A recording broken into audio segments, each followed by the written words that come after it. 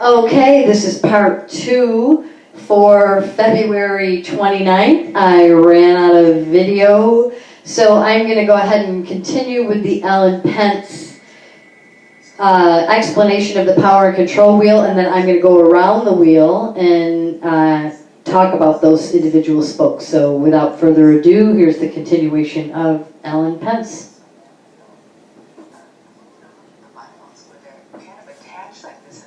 Shapes everything, and the ability to control someone's thoughts and their physical and sexual safety. That's what I think people don't understand when they try to equate women calling men names and telling them they're no good. Yes, that's emotionally abusive for a woman to put a man down and stuff like that.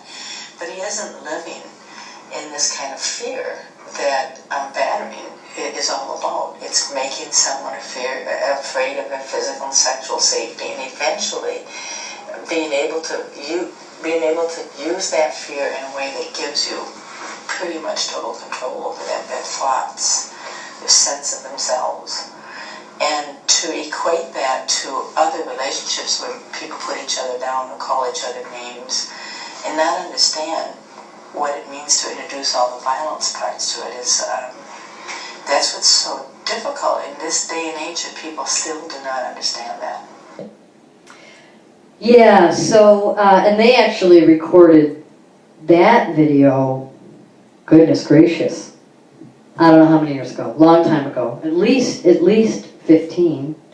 So, anyways, don't quote me on that, but that's Ellen Pence, and that gives you a little bit of background on power and control, or the misuse of power and control. So if we are to go around that wheel, I'll start in the upper right spoke, using intimidation. So this is when you make your partner feel afraid by looks and actions and gestures, by smashing things, destroying his or her property, abusing pets, displaying weapons. The next spoke, using emotional abuse, putting your partner down, making your partner feel bad about themselves, calling them names, making them think they're crazy, playing mind games, humiliating them, making them feel guilty. Using isolation, controlling what they do, who they see, who they talk to, what they read, where they go. Limiting outside involvement, using jealousy, their jealousy, to justify their actions. Another spoke here, minimizing, denying, blaming, making light of the abuse, actually saying that it's not happening, shifting the responsibility about the abusive behavior to the other person. Using children, making them feel guilty about the children. Using the children to relay messages. Using visitation to harass your partner. Threatening to take the children away. Treating your partner like a servant. This is using privilege and entitlement, like she spoke of. Making all the big decisions, acting like the master of the castle, being the one to define the roles within the household or the relationship.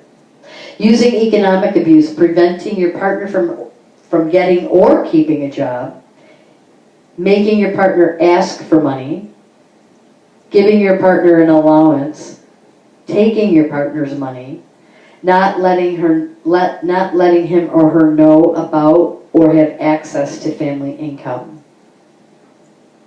And then the final spoke, upper left, using coercion and threats, making and or carrying out threats to do something to hurt the person, threatening to leave, threatening to commit suicide, threatening homicide, threatening to report to welfare, making the person drop charges, making the person do illegal things. So there are the spokes on the power and control wheel. And then, of course, the equality wheel is the opposite, non-threatening behaviors, talking and acting so that the person feels safe always and comfortable, expressing themselves and doing things that they want to do. Respect, listening without judgment, being emotionally affirming and understanding, valuing each other's opinions, trust and support, supporting goals in life, respecting each other's feelings, friends, activities, and opinions, honesty and accountability, accepting responsibility for yourself, admitting to being wrong, communicating openly and truthfully, responsible parenting, sharing parental responsibilities, being a positive, non-violent role model for the children, always. Shared responsibility, mutually agreeing on a fair distribution of the work, making family decisions together. Economic partnership, making money decisions together, making sure both partners benefit from financial arrangements. Negotiation and fairness, seeking mutually satisfying resolutions to conflict, accepting change, being willing to compromise. So there's your nonviolence wheel, and there's your healthy relationships wheel. Okay, so if we have not run out of time, I will do a quick check, and then if we're good to go, I will read some myths and facts, and then we will be on our way for the Daily Scoop today.